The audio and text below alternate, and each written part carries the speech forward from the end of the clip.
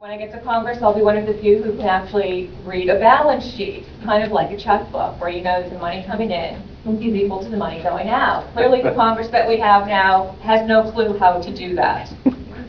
It's May 11, 2010, and Kristia Cavere, seen here, is at a meet and greet for congressional candidates at the New City Library in New City, New York. The 30-year-old Republican is hoping to unseat Democrat John Hall in the November election to represent New York's 19th congressional district in the U.S. House of Representatives. And it looks like she's on her way to challenge the current frontrunner, Nan Hayworth, who is among 4 other Republicans vying to challenge the incumbent for the coveted seat. Days earlier, Kristia's campaign shocked the party by declaring that she raised over $400,000 in donations in just 6 weeks, which at the time would have been a national record for U.S. House contenders. At the request of the party, she submitted a campaign account statement so officials could verify the amount. In the meantime, she told Republican leaders that she was getting an extension after missing the April 15 deadline to file the requisite paperwork declaring the amount to the Federal Election Commission.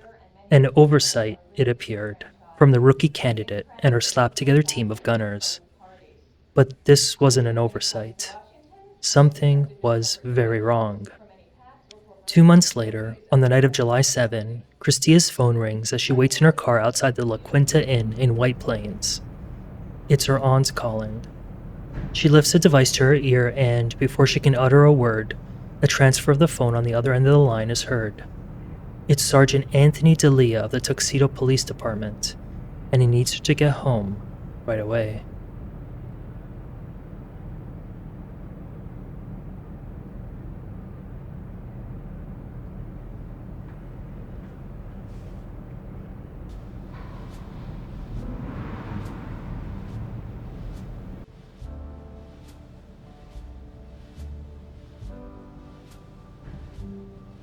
Kristia slowly lowers the phone from the side of her head, takes 2 suitcases that were at the front of the hotel and rolls them in, where the executive director of her campaign, Jesse Green, who doubles as her boyfriend, had been waiting to get to a room just after 10 p.m. that July night.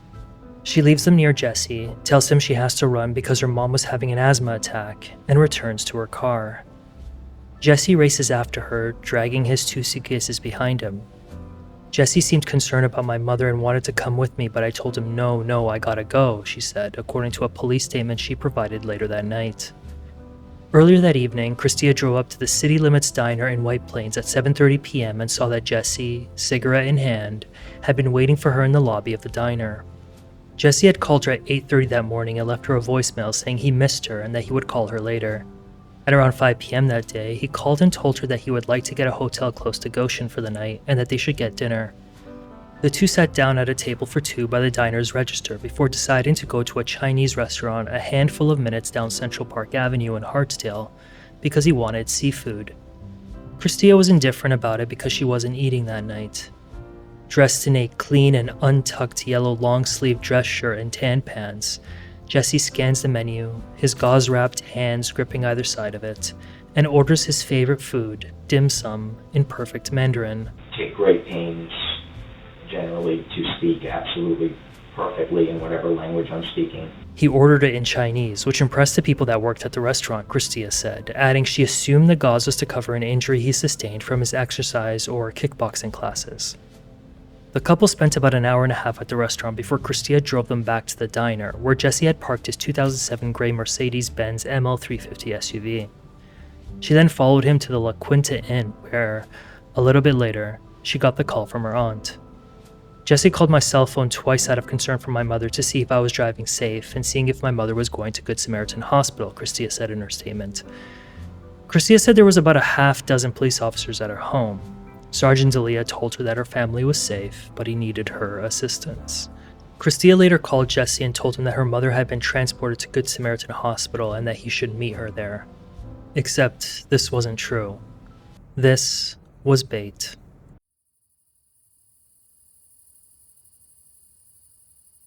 A couple of hours earlier, at 6:30 p.m., TUXEDO Park police were dispatched after a call reported an assault at 26 Lookout Stable Road. The 5,300 square foot carriage home sat in a gated community of million-dollar properties in the affluent village of TUXEDO Park. When police stepped inside and announced themselves, they heard an older woman shouting, "Up here!" Up the stairs and inside the second-floor bedroom lay 62-year-old Jacqueline Green, who had gashes, lacerations, and contusions on her head and face, and both hands were broken. Her hair was matted with blood and had the shape of a number 4 deeply etched into her forehead. There were red stains on the comforter, pillowcase, and yellow towel that were on the bed where she lay. She told police that she believed her husband was murdered and that they may find him in the home's basement.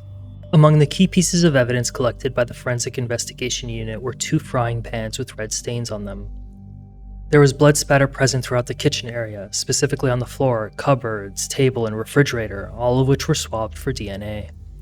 Despite there being blood in other areas of the first floor, including in the foyer and near the front entrance, a large amount of blood was concentrated in the kitchen. Moving through the home, investigators observed a swipe mark on the den floor before the hallway, which was treated with a dye and then photographed.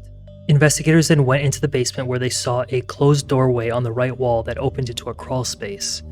Upon entering, they noticed a hand protruding from carpet padding located in a corner just to the left of the doorway. The padding was covered with white garbage bags, plastic packing material, and brown paper-type material. The body, identified as 66-year-old Coleman Daniel Green, but more commonly referred to as Daniel, had been lying with his head bent back toward his feet in a U-shaped position. He was wearing a white t-shirt, shorts, socks, and shoes. His hands and legs were stained red, and he had a deep laceration to his neck.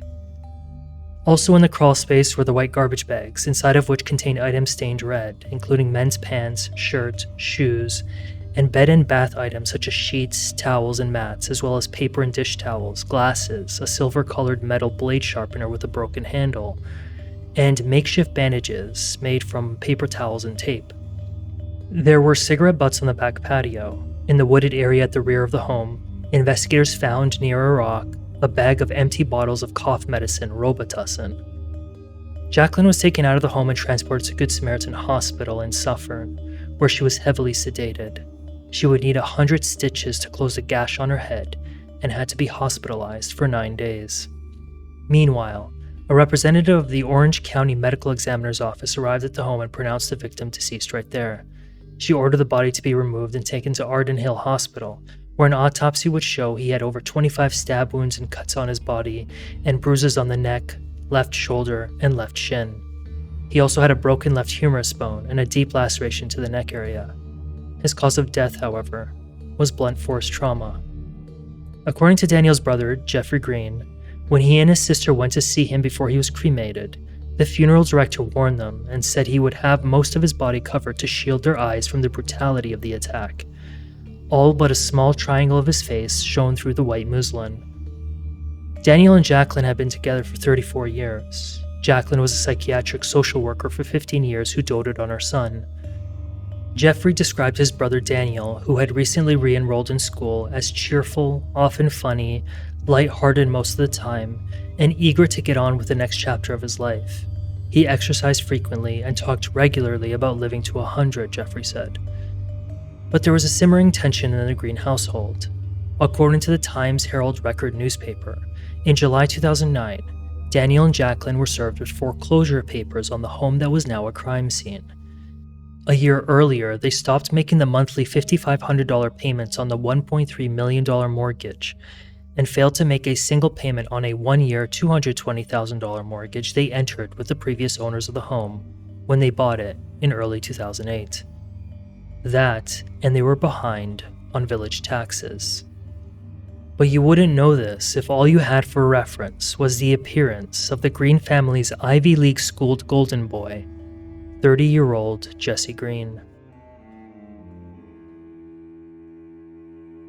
Jesse was taken in for an interview after being tailed by police as he drove toward Good Samaritan Hospital to see Kristia, who said in her police statement that she did not notice anything different about Jesse on their date night. By now, Kristia had been informed that police were investigating the death of Daniel Green and the assault on Jacqueline Green. Jesse, who wasn't told why he was brought in, said the family had been living in TUXEDO Park since August 2004. Before buying the house at 26 Lookout Stable Road, he said he had previously rented a place for $4,000 in another affluent part of town that he admits was a better financial decision. Even without the mortgage problem, however, it appeared like there was always tension in the home. The last 4 years, there's been a lot of drinking. One time she called the police because I was sitting on Who's the been couch. doing a lot of drinking the last 4 years? Your mother?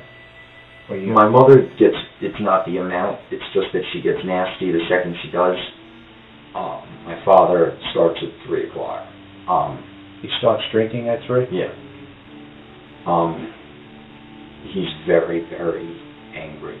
And he's really trapped in a bad situation. I mean, he's totally dependent on her. My mother threw baseball with me and did, he would just come home and sit there. And I guess she also let him get away with kind of as if he were the major breadwinner or something. I mean, when I was little, he did very well. There was a brief stretch. We went out to Tucson in '82, came back in '83, and from there he had a pretty good job for about 4 years until the owner's son collapsed the company as a purchasing manager. I mean, then he was in the top 2.5 probably, I'd say. Based on those years. What do you mean 2.5? 2.5%. I mean, he was making, I think, 150 or 160, back in In the 80s, that was a lot of money. Yeah. And that's kind of why I had a good childhood up to about, and then it started, after that, it was just one disaster after another. Okay. I mean, there were no trips, nothing. Not even I can't even allow one of the things I was planning on doing with Chris was taking some time after the fall to just go on a few 6-week trips, and because I could never let myself take a vacation. It wouldn't feel right to me. Jesse said Daniel was a descendant of Dominican royalty and claimed that a distant cousin was involved in the assassination of former Dominican Republic president and dictator Rafael Trujillo in 1961. He claimed Daniel's father ran sweatshops, so Daniel never wanted for anything. You came from money, you're saying, basically. Yeah, but then there was none. And he just was a failure. That's why his first wife left. He got lucky that he has my mother, who wouldn't get divorced because of her mother's divorce. Jesse said the financial situation was made worse by the fact that Daniel was not working and, instead, subsisting on monthly $1,300 checks and meager Social Security payments.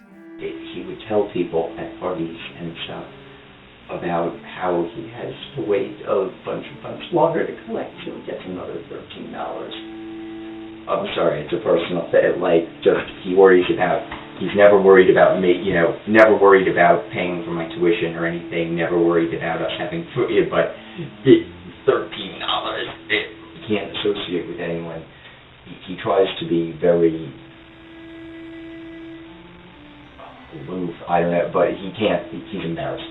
He is, out of everyone, and I mean including all the scholarship kids from Harlem that I went to school with, out of everyone in Tuxedo Park, out of everyone in this building, he is the least successful person.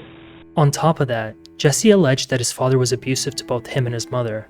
He claimed he would shout at and threaten her and get physical with him. In January 2008, Jesse called the police on his father for an incident in which he claimed Daniel had swung a metal chair at him. I was very disappointed that she encouraged me not to press charges and stuff. I was flipped that it's just not something I ever thought would be part of my life. He didn't hit you with it though, did he? Yeah. He did hit you with it? Yeah. And I was blocking it with our telephone. The telephone was smashed to nothing. He said the one good memory of his dad was when he stepped into a beehive and his dad came through the swarm and rescued him. In yet another incident, Jesse alleged that his father threatened his mom's mom. What do you think caused I have him to be this way towards you? He's very angry at himself, and he doesn't deal with it. He projects it all on my mother and me. My mother because she's materialistic, me because I'm arrogant. And Jesse said he had been encouraging his mom to leave his father since he was 10 years old. Go somewhere for a week, cool out, break the dynamic, break the I mean, my mother can go anytime to Arizona. Even just when it gets bad, he should go to my uncle's for a few to just break it up. It shouldn't be like being trapped. But it has been, and it just kind of, people get in these pigeonholes that they don't get out of, and I guess also over the last few months, I've been out all day, or part of the day, and I come back and then go again, and it was just like coming home to more and more craziness each time. But it wasn't going to be Jacqueline who was going to leave. The stress at home got to Daniel first. The two physically separated and became estranged on October 30, 2009. The separation, by then, came right as Jesse committed to what he perceived as his civic duty to the people of New York. Kristia Cavere is sitting, cross-legged, waiting for her turn to speak. It's 4 days earlier, on October 26, 2009, and inside the TUXEDO Town Hall building, members of City Council are fielding input from residents about a massive and long-talked-about housing development project, known as Tuxedo Reserve. For Kristia, the project is not just a zoning nightmare, but also an eyesore. When it's her turn at the lectern, she will make sure the voice of a future rising star in Republican politics is heard, even if here, it's just a local issue. First, in Kristia's view, the development would create a second downtown between Tuxedo and Sloatsburg, even though the city already struggles with filling the existing commercial space it calls its current downtown. And second, it would destroy the lush greenery that makes TUXEDO Park, which sits between two state parks and is 70% protected parkland, what it is, and why residents moved here in the first place. As she's speaking, a man with shoulder-length black hair is spectating intently. I've had only very short relationships my whole life, and a lot of them, and I think that's what my mother was really comfortable with. I go out, I come back in a couple of days after a relationship, or I come back from 4 in the morning or 6 from a very brief relationship. That was the status quo always. I really never thought, I thought I would probably marry a friend, someone who just I could live with, handle situations with that come up in life, and we'd sort of romance elsewhere. I never thought I would feel this way, and So you met somebody you really liked and cared for. Yeah. Basically, that's what you're saying to us. Yeah. The elevator pitch from Jesse Green is that he went to the prestigious Columbia University and Cornell on a scholarship, is an economist by training, and more importantly for Kristia, is a Wall Street finance wunderkind who has an in with donors. But you didn't need words to tell you he was a big shot. The tailored polo and Armani suits he wore cut the need for long-winded introductions. You can't tell it now. I'm usually very overdressed. In testimony in a slip-and-fall case his mother filed against a Costco in the city of Yonkers, the Times-Herald Record reported Jesse said he did mathematical work for hedge funds. In most of the world, other than ivory towers like Harvard, Princeton, or Oxford or something, I'm a freaking freak. I can crunch very advanced equations in my head and stuff, not right now with the adrenaline, but I'm happy to perform later for you if you want to see stupid human tricks. This here was a match made in political heaven, because Kristia apparently wasn't a pushover either. She graduated from Washington Adventist University in Tacoma Park, Maryland, with a bachelor's degree in biology and a minor in chemistry in the spring of 2002, at least according to an archived about page on her now defunct website, Gold Star Sister. According to the bio, after college, she worked as a senior financial analyst for a healthcare company in Maryland for 5 years until September 2007, when she began her master's degree in Defense and Strategic Studies offered by Missouri State University in, that's right, Fairfax, Virginia.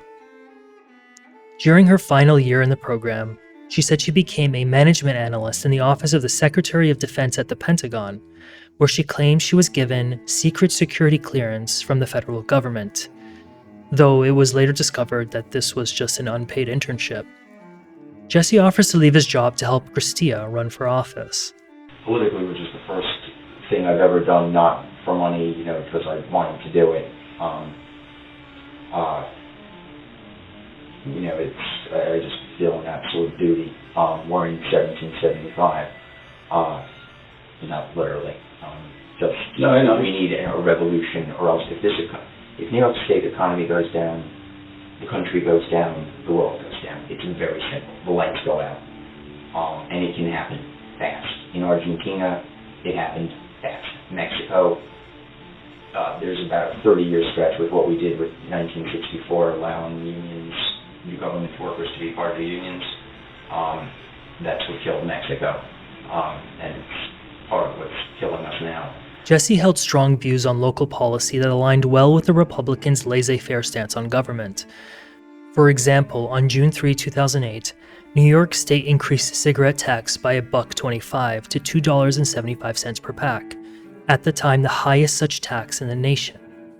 New York City tacked on its own $1.50 per pack. Jesse said he smoked about 2 packs a day, so the tax was killing his bank account. He believed that this was either pushing people to buy the product on the black market, in effect robbing the state of tax revenue it needed to keep up with its $18 billion deficit during the recession, or they were just quitting out of spite. People are quitting. You could almost feel it in the city, man. You could feel just tons of people in withdrawal, just because it just happened.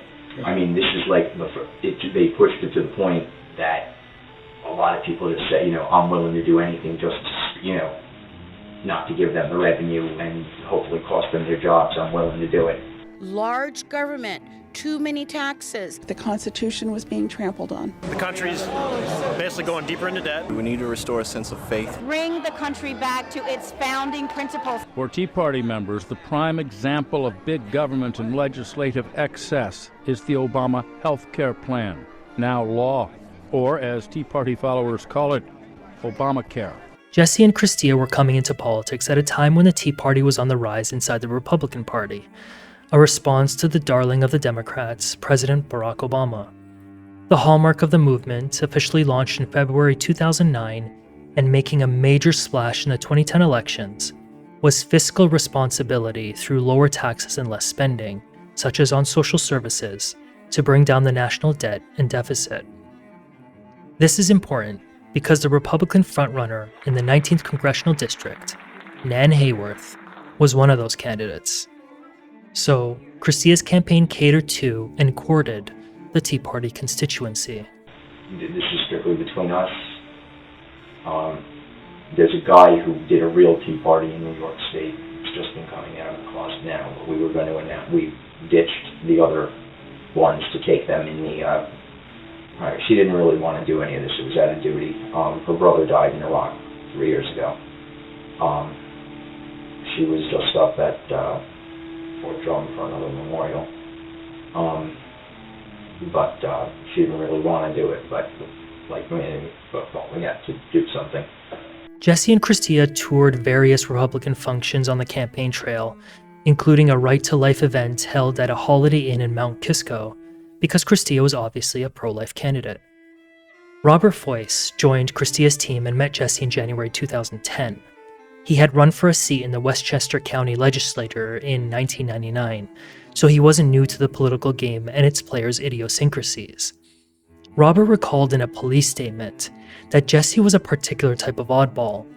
He drank heavily and consumed large amounts of cough syrup, specifically Robitussin. At a gathering in April 2010, Robert said he remembers Jesse making frequent trips to the bathroom, cleaning his nostrils, and finding a brown substance in his room that he said was snuff. Jesse contributed to the campaign by buying liquor for events on his own credit card, working the phones, getting in touch with relatives, and just doing whatever he could to raise money for the campaign, including soliciting at the local mall, where he made sure shopping passersby knew that campaign rival David McFadden was, in his words, a piece of shit. It's time, in my opinion, to elect a pro-choice, pro-traditional marriage, pro-gun conservative to Washington to represent our values this November. A former mayor of Tuxedo Park, David alleged Jesse called his house late one night, described himself as the kingmaker, and told him he should pull out of the race because Kristia was mopping up all the Republican support. Critical to getting this type of support was fundraising, which indicates campaign longevity through to the November election. According to the Times-Herald record, a Tuxedo Town Board member said Jesse would tell gatherers at local Republican Party meet and greets about Kristia's money-raising ability and her support from numerous committees, essential to winning the primary and getting to challenge the incumbent. But the proof was in the pudding, and soon, word was quickly spreading in early May 2010 that Kristia's campaign had raised some $400,000 in 6 weeks, which would have been a national record for House contenders. Compounding the confounding reality of this was the fact that Kristia was a rookie in politics, having never run a campaign before, let alone against seasoned veterans in the Democratic rat race. The last one I helped throw out, I just defeated him with Kristia for the candidacy for Congress. Who's that? A piece of shit named McFadden. Everyone was stunned. How did a rookie politician unknown to the establishment get this far so fast? The answer, of course, was in the Green family's Ivy League-schooled golden boy, Jesse Green. When's the last time you talked to your dad? He called me maybe 2 days ago. 2 days ago? To tell me that,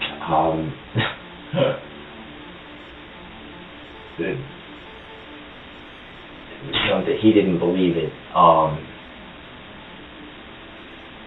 There was something, my neighbor saw me naked on the road or something. She has a large medicine cabinet. Paula Tochi lived across the street and knew the Greens since they moved into the $1 million home about 2 years prior.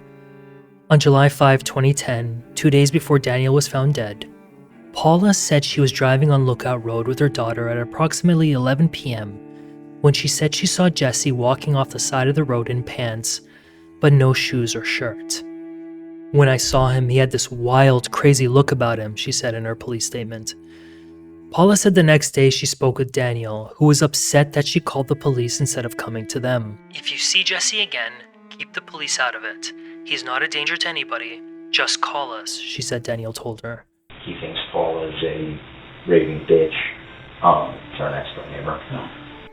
Philippe Seaman reported that when his family returned from Asia on July 17, 2010, he found one of his bottles of red wine open. He also said he noticed there was a bedsheet missing, as well as 3 kitchen knives and a sharpening steel missing from the knife block. The sharpening steel was distinct in that its handle had a distinctive dot pattern, he said. Jesse's fingerprints were found on the bottle and on the knife set. Philippe reported no forced entry, but he kept the keys to the garage door hidden in an area near the front door, which was still there when the family returned. The Reitzfeld family was another homeowner in the area when they reported a burglary to police.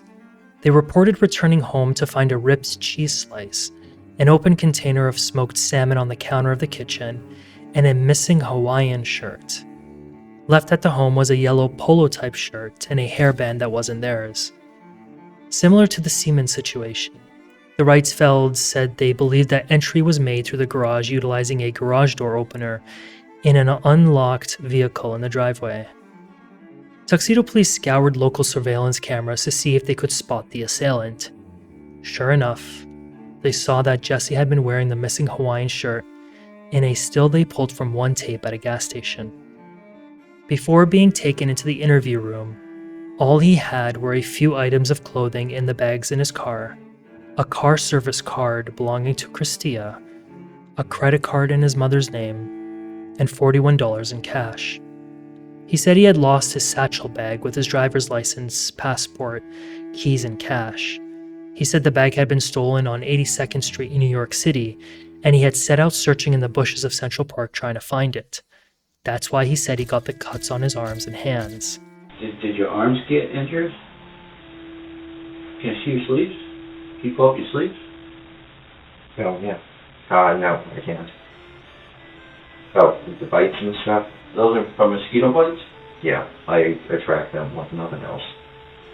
They like your blood. Even when you're smoking, huh? They can't keep the mosquitoes away? No. So you're saying this bush or whatever it is, prickly stuff, caused your hands to get scratched or cut? Is that what you're saying? Yeah, over. I was... Over I and both, over. yeah. Who bandaged your hands? Did you go to a doctor? No, I didn't. Oh, okay. You bandaged your own hands? Yeah. Jesse had been a mess over the past couple of weeks.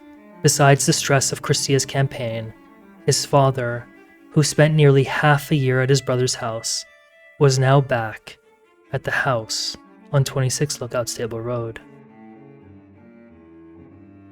After a couple of weeks apart, they started dating. Jeffrey said of his brother's rekindled relationship with Jacqueline in an Orange County court. Dan would visit her at their home, help around the house, stay there for dinner, but always came back to my place to spend the night. Jeffrey remembers Daniel standing outside his home on the afternoon of October 30, a suitcase in hand and a garment bag in his car. It was the day after Daniel called his brother and told him he was coming over. I asked him how long he planned to stay. He replied, could be a day, could be a year. I said okay. The final answer was approximately 5 months. The call would have been shocking had Jeffrey not already expected it.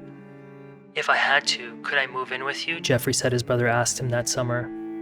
I was somewhat surprised, Jeffrey said in court, but without hesitation I replied, yes, of course. I didn't think much about this request, he added. I dismissed it assuming that Jackie, my sister-in-law, and he had had an argument. Daniel was neat, almost compulsively tidy, and enjoyed fixing things around the house, anything that needed attention, Jeffrey said. I was pleasantly surprised by how unimposing a house guest he was, he said. He settled into a quiet, simple routine from the get-go. He often made coffee in the morning. My newly adopted dog Logan loves Dan, and Dan returned the favor keeping him company during the day while I was at work. I was happy Dan was there. Away from the stress, Daniel worked to rebuild his life at Jeffrey's. He enrolled as a full-time student at Rockland Community College. Jeffrey said he loved it, was committed to the process, enjoyed interacting with fellow students, and was getting commendations from professors. He's been doing this stupid program at Ramapo Community or something, just because it's free. It won't do anything. I mean, his career's done. He'll never get a job. He will never ever get a job. He can't. He has lost the weight, but he's too old. They'll just look at the age, and he doesn't have skill that's relevant. And the accounting program he's doing, even if it was a real program, no one's going to use it. It's just, it keeps spinning his wheels. He's going to be living on $1,300 a month if he doesn't have my mother. He slowly worked toward repairing his relationship with Jacqueline. Daniel would first meet her at therapy or go out to lunch, then graduate to visiting her at their home, but not sleeping over. The cycle continued until, after 5 months, he moved back in with Jacqueline.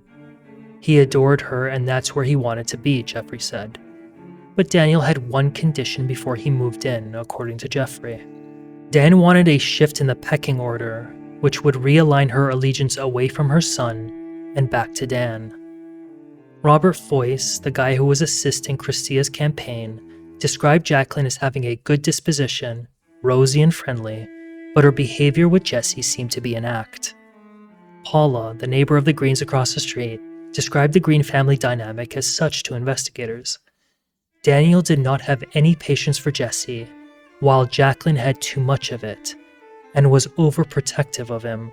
My mother was everything to me, always. Always.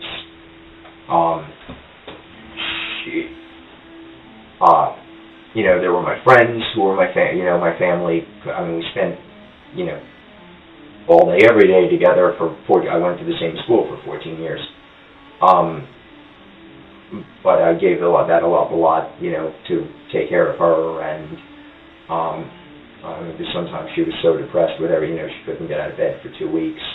Jeffrey had asked Daniel on his second day living with him what was going on. I wasn't prepared for his answer, but I wasn't surprised by it either, Jeffrey said. He was fearful something violent would happen between his son and him if he remained at home. I was gratified things were improving between them, Jeffrey said of his brother's relationship with Jacqueline. They both recognized the need to change their behavior towards their son. As we now know, it was too late. They had a monster in the house. Right now we need people who can unify the many different groups who have the same basic philosophy that the Tea Party movement has. We have Republicans, we have Libertarians, we have Conservatives, we have Independents, and of course we have the Tea Party people. It was roughly a handful of days before this event that Republican consultant Brendan Quinn approached Kristia with a flummoxed look on his face and a piece of paper that would effectively destroy her campaign. The weekend before, Kristia sent Brendan a campaign account statement to verify what she had boasted about for weeks, that her team, mainly Jesse, raised just over $400,000 in donations in 6 weeks. Kristia then allegedly told Republican leaders that she got an extension from the Federal Election Commission to file the necessary paperwork reporting the amount her team drew from campaign donations. But there was no such thing as an extension. She just didn't know where the money was. Now, Brendan stands in front of her, his index finger pressed against the edge of a balance statement. Before this point, things were never really that smooth with Jesse's onboarding. Robert said he learned that Jesse helped the campaign set up in the first week, was abruptly fired, and then was reinstated about a month later. Another complication was in the family. Jesse's father voted Democrat, and Kristia hated Democrats, so there was some back and forth about that, according to Robert. But to Jesse, his dad just straight up hated what he was doing. Out of his frame of reference, and he hates it. It's just an indictment of him. Robert also suspected Jesse of hacking into emails and monitoring calls, as he had previously made overtures and innuendos about surveilling people. All of this was a bit much for two campaign consultants, who went back and forth with Kristia over whether she wanted to hire them, the Times-Herald Record reported. The hurdle? Jesse. None of us were willing to be a part of her campaign if he was, Brendan said, according to the paper. She would not exclude him from the campaign. That brings us back to the $401,200 Jesse told everyone he raised. When asked for proof, Jesse showed the consultants a wad of checks that all appeared to be drawn on his own account, the paper reported, citing the consultants. Here's Keith Olbermann with the rest. It's tea time. Remember Kristia Cavere? She's the would-be Republican nominee for New York's 19th Congressional District, the one who's fundraising and whose claims that the Republicans single-handedly won World War II weirded everybody out. And then she got bent out of shape when she was identified as the Tea Party candidate and then said she'd still happily accept the endorsement of the Tea Party.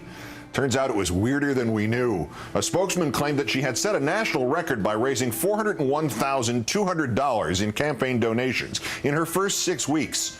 Then it turned out she had never filed her donation paperwork with the Federal Election Commission. Then it turned out that she claimed that the FEC had given her an extension, which it does not give out. Now it turns out, according to a Cavere campaign advisor named Brendan Quinn, quoted by the intrepid staff of the local paper, the Times-Herald Record, that last week he asked the candidate to let him see the bank statement for her campaign, and it showed a balance of $12. 12, 1, 2, a 10 and 2 ones. She expressed surprise, concern, the paper quoted Mr. Quinn. She didn't know where the checks that she had gotten had gone. Huh. The paper says it tried to reach her and she left a message yesterday but has not been heard from since. And another paper couldn't find her today, and her spokesman told another paper he was not authorized to speak for her, and a local town council just withdrew its endorsement of her. The checks were worthless. When one of the consultants took the heavily stapled wad of rectangular papers, Jesse called the cops and said he'd been robbed. It struck me as bizarre that he would come out and say things that were completely unprovable, said one consultant, according to the paper. The campaign quickly fell apart, relegated to an insignificant part of American political history, if not perhaps for the murder of a key staffer's father, which is being told in its entirety for the first time here. He always appeared to be unstable, Brendan said of Jesse, according to the paper. I warned Kristia that she should consider getting an order of protection because he seemed obsessed with her. Actually, an order of protection probably would have been a bad idea.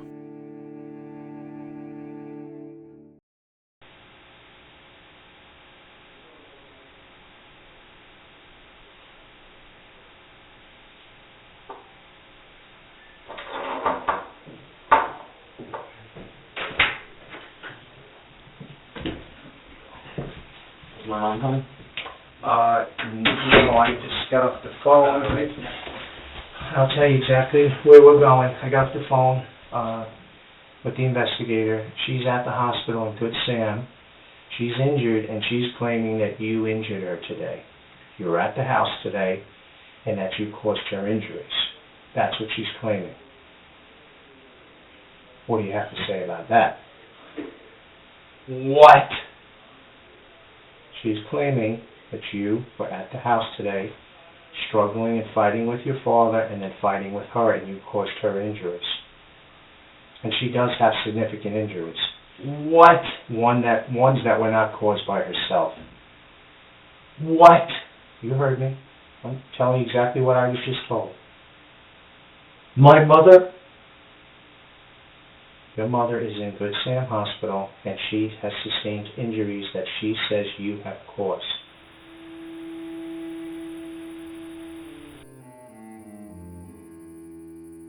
The investigator relayed the following information from Good Samaritan Hospital. Earlier that day, Jacqueline said she woke up to crashing downstairs. I heard the dogs barking and heard my husband call my name I think twice, she told investigators. She said she thought Daniel was having a hard time with the dogs, whom he walked that morning, but it was Jesse fighting his father. I ran in and tried to separate them, she said. When I went to go grab my husband, I was hit in the head with a kitchen pan. 2 seconds later, I realized it was my son Jesse who hit me. I was telling you that there was the bear. She said something really awful about my scars, and we've been having, Who said something awful? Was that your mother? My mother. Who's the bear? There was a bear, a baby bear. Okay. I grabbed a baseball bat. It was all I could think of because I told them to grab the cameras. Okay. I'd never seen one actually that close. They didn't even get to see it, but I grabbed something so that way if the mother came around the side of the house, maybe it would get me a half second, or if it were charging them, I could toss it maybe and get them a half second. But she started screaming like crazy, and then this thing about my scars came out of her mouth right in front of my girlfriend, which was pretty much,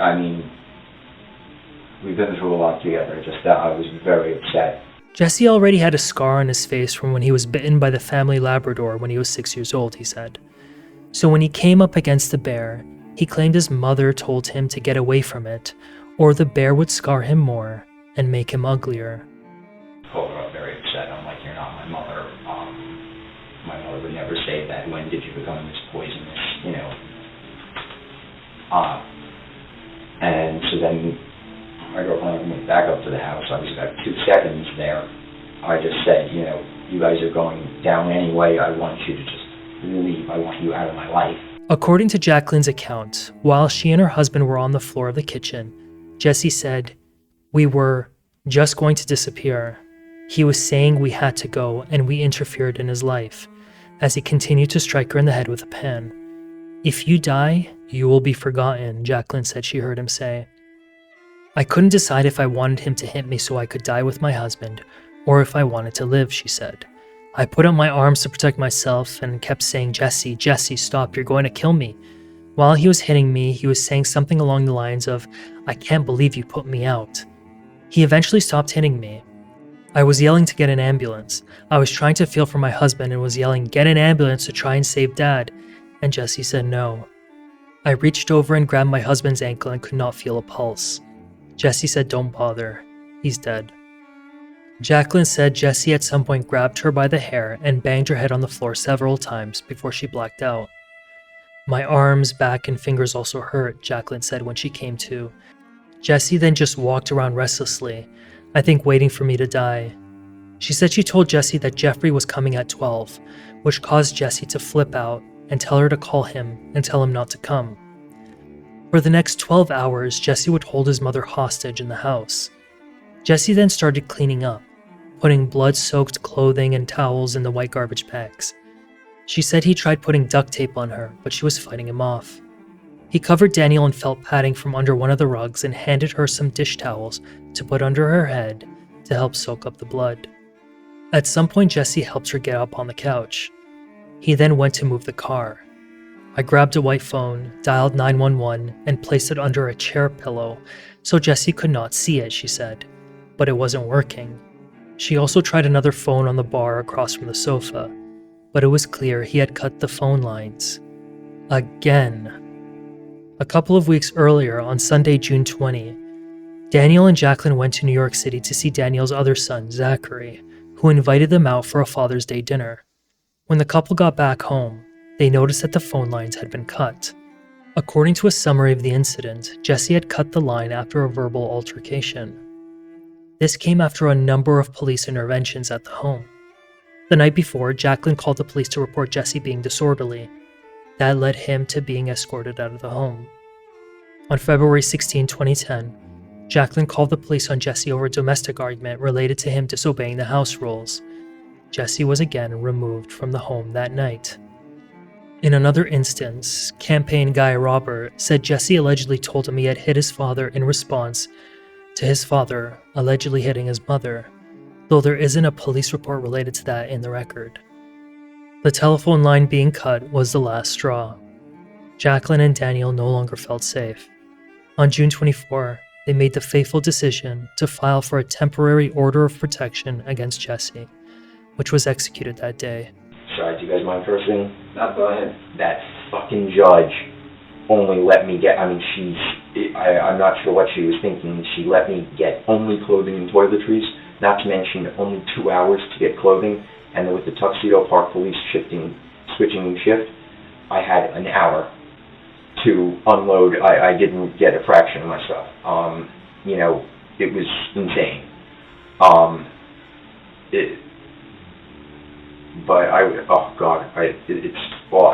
is shit I never expected to ever see deal with. When it happened, the day it happened, that they just told the park police to keep me out, which they really shouldn't have done. There was nothing to justify it, you think? Yeah. I'm not sure it's legal even. The Greens' neighbor Paula said she got 2 calls from Jesse asking her to side with him and try to have the order of protection removed. On another occasion, he asked her if she knew what was wrong with his parents because their behavior had become odd, she said. But it was Jesse's behavior that became erratic and paranoid, saying he thought his mother was worried Kristia would replace her in his life. I thought she did it to ruin my relationship with Kristia and what I was doing, which was politically, which is the first thing I've ever done, not for money, because I wanted to do it. Yeah, I thought it was just to get at Kristia and I. So it was a harassment type of complaint they made against you? Yeah, it's ridiculous. If you look at it, because it talks about my wife, and I don't have one. The grammar is totally off. The verbs are conjugated improperly. It doesn't make any sense. I'm not sure if they wrote it. If they wrote it, they were out of their minds. My mother was educated enough to write properly. So either some really, really bad police officer you guys should probably get rid of did it, or they were out of their minds when they did it. He said he was supposed to meet his parents 4 days before the murder at the Rhodes Tavern in Sloatsburg. But when his parents allegedly suggested they meet at a park instead, he called it off, claiming they wanted to catch him violating the order because no one would be around to prove otherwise. He said he needed to be in a place with cameras at all times to ensure his innocence. Otherwise, anytime his parents said he could come over, he said he needed the consent put in writing. Yeah, he's talking about bringing me back to the house. I'm like, yeah, but I need you to put something, send Zach a letter, send Zach or one of the attorneys a letter, saying that you're voluntary, Oh, I see, because of your order. Right. I mean, 7 years is serious. 7 years is, I need something in writing if you violate an order. The strange thing, or rather, one of the strange things about this whole fiasco, is that he was doing the exact opposite. For days before July 7, he had camped out in his parents' shed and roamed the woods on their property, cutting a door screen on the home and helping himself to craft singles and water. His father had caught him sleeping in the shed on cold nights, but his parents let it slide and didn't call the cops. Instead, his father wanted to leave the basement open to facilitate access to water for him. When he was not in the shed, he was posted at local motels, mainly in New Jersey, he said. Yeah, I just had a couple of, knit shirts for summer. Most of my clothes are at my Aunt Kathy's. Aunt Kathleen is Jeffrey's ex-wife, who told him that Jesse arrived with Kristia unannounced to drop off his belongings with her, and said he planned to destroy them and make them pay, referring to his parents, according to Jeffrey. Kathleen said he made a comment that his mother wants him to be her husband, and he was sick of taking care of her. Kathleen tried to persuade him to just get away. She'd even buy him a ticket to anywhere. But in his infinite arrogance and hubris, he refused her offer, Jeffrey said. The night before the murder, on July 6, Jesse called Kenneth Klein in a panic. During the 40-minute call with a longtime family friend and attorney, Jesse expressed worry about violating the order of protection. Kenneth also advised him to leave Tuxedo Park, perhaps flee to Florida to stay with Kristia's relatives. But Kenneth said he rejected the advice, adding he said he had a house, had money, and had women to marry. He never communicated with him again. Back at the house, Jesse helped Jacqueline up the stairs to the second-floor bedroom. He was saying, "I know it hurts, Mom. Let me carry you. Let me help you," she recalled, adding he was voicing his anger about the order of protection and how they had no right and they ruined his life. Jesse was very grandiose and Machiavellian, Jacqueline told investigators. Jeffrey said Daniel told him just a few days prior that Jesse was crazier than ever. He then tried to tie her hands and ankles, but the white clothesline rope became uncomfortable for his mother, so he ditched it. He tried putting tape on her mouth, but she said she couldn't breathe, so he took it off. He provided her with a change of clothing, some ice, and a drink. He was concerned and remorseful, and said his life was in my hands, Jacqueline said. He sat with me and said he was sorry and he should not have hurt me, but that he did so because she tried to help his dad. Jesse expressed that he could not stand his father, according to Jacqueline, and couldn't stand living in the house with him. My father hates me and would like me miserable. He wanted to take me to the hospital, but I did not think I could make the car ride, Jacqueline continued in her statement. He told me not to tell the police or paramedics that he did this. He wanted me to tell them that my husband did it.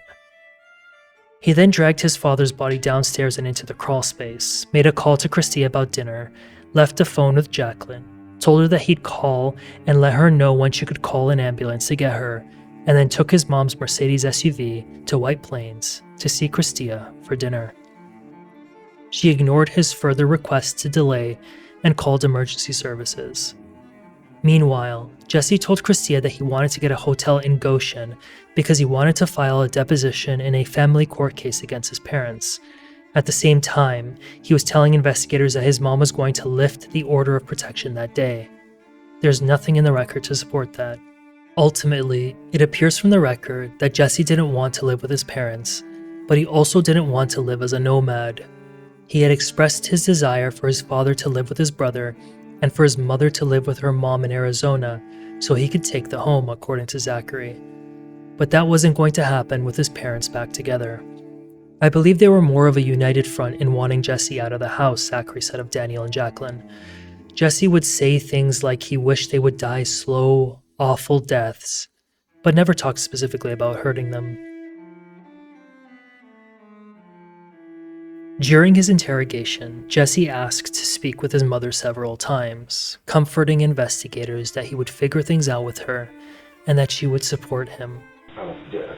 Can I call my mother at some point, please? Do you guys bring a phone in something? I just want to speak to my mother. You could try to make up some alibi or some political thing did this or someone else caused this. No. You care what happened to your father? My mother will take care of this. She's not going to take care of it. This is exactly what my girlfriend feels. If I'd appreciate if you would write that one down. This is exactly what she has been feeling.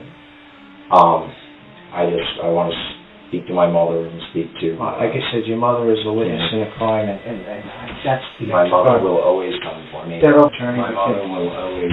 You've asked an attorney. In one of her police statements in August 2010, Kristia said Jesse told her his mother is going to have a breakdown and confess that she is guilty, adding he wanted her to call his mom and encourage her to do the right thing and confess. He may have believed, in his mind at least, that she would take the fall for him. But he also told Kristia, who said she refused to contact his mother, that he wanted his grandmother to get power of attorney so she could pull recordings from a laptop he buried in an undisclosed location that allegedly proved that his mother threatened that she would hurt herself and blame Jesse if he stopped giving her money. She added that he told her he felt his mother was going to kill his grandmother for money. Zachary said in his own statement that Jesse similarly told him that, if anything happens, he believed Jackie would go so far as to injure herself in order to make it look like he had done something. Throughout my conversations with Jesse, he would alternate between hatred for my father and feeling he was ignorant for being manipulated by Jackie, Zachary said. Jesse would also refer to Jackie as a cunt and other derogatory terms, especially in recent weeks, he added. Daniel and Jacqueline struggled and sacrificed for an offspring that was a full-blown ingrate, Jeffrey said in a scathing victim impact statement at Jesse's sentencing hearing. He was obnoxious, pedantic, out of control, and worst of all, dangerous, he added. From the record, it appeared Jesse wanted to be a person on which people depended, but didn't have the ethic to rise to the occasion. Instead, and ironically, that left him wholly dependent on his parents, attached like an umbilical cord severed only with the order of protection he violated several times. His parents cared about him a lot. They chauffeured him around, fed him gourmet meals, and gave him an elite prep school education. That partial scholarship at Cornell, something he bragged about, was lost because he couldn't, or didn't want to, stay employed for the requisite 10 hours a week needed to maintain it, according to Jeffrey. Dan and Jacqueline let him get away with it, Jeffrey said in court. His parents caved in when he didn't want to live in the dorm that first semester. Instead, they rented him a one-bedroom apartment off campus. He didn't appreciate that his father worked many hours and commuted long distances to provide him a very comfortable lifestyle. He wasn't mature enough to be grateful. He couldn't be on his own without his mommy. He wasn't psychologically prepared to deal with people beyond his insular life in TUXEDO Park. Jacqueline did not allow Jesse to open or own any credit cards. Instead, he would use his mom's credit card behind her back to buy various things, including campaign drinks, which caused a major problem in the Green household, according to Jacqueline. Otherwise, he had no means to support himself because he was unemployed. I had seen him going downhill for at least 8 years, Jeffrey said. He wasn't in school at times, although he pretended to be, worked a total of 10 weeks in 10 years, and then was fired as a result of his arrogance. If that's true, then his entire employment history in that space of time was spent at Star Wines and Liquors in Monroe, where Jacqueline said he worked for 3 months in 2009.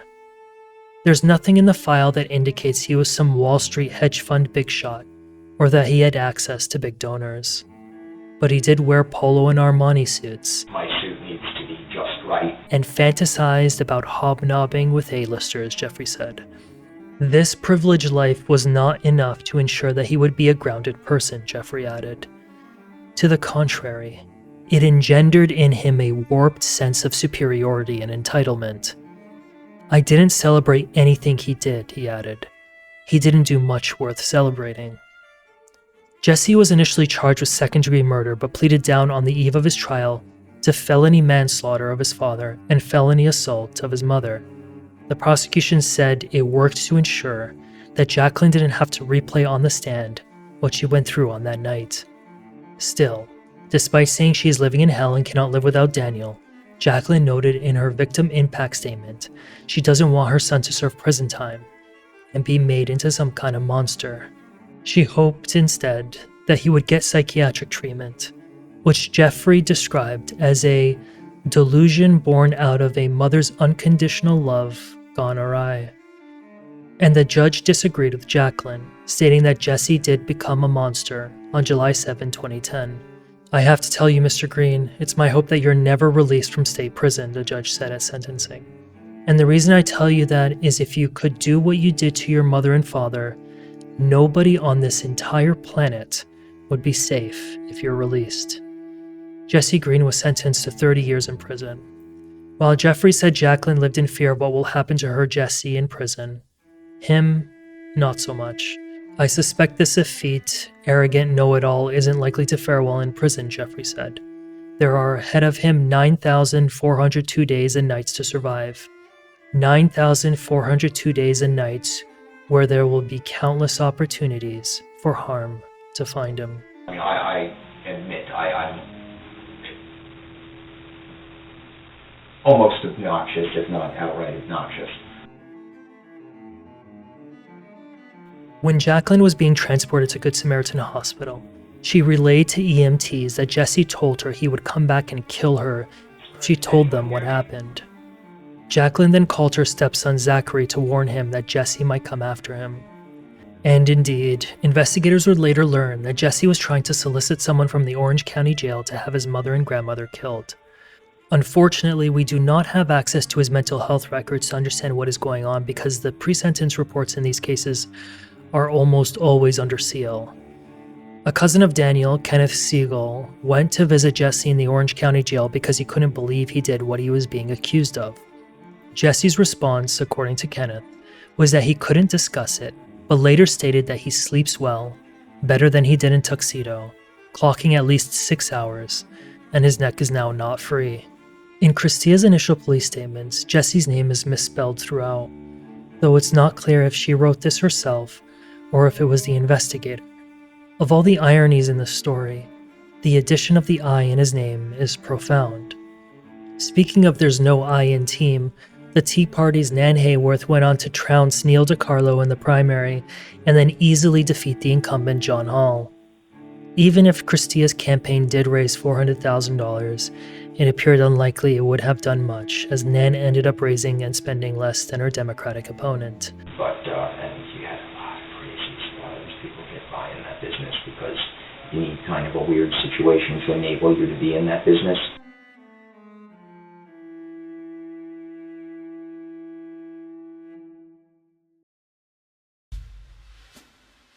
Thank you so much for taking the time out of your day to listen to me narrate this story, which is based on the primary sources and from the Times-Herald record where attributed.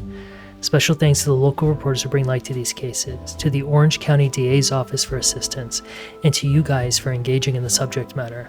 Hope you're well, you're engaging in acts of charity, and don't be the I in team.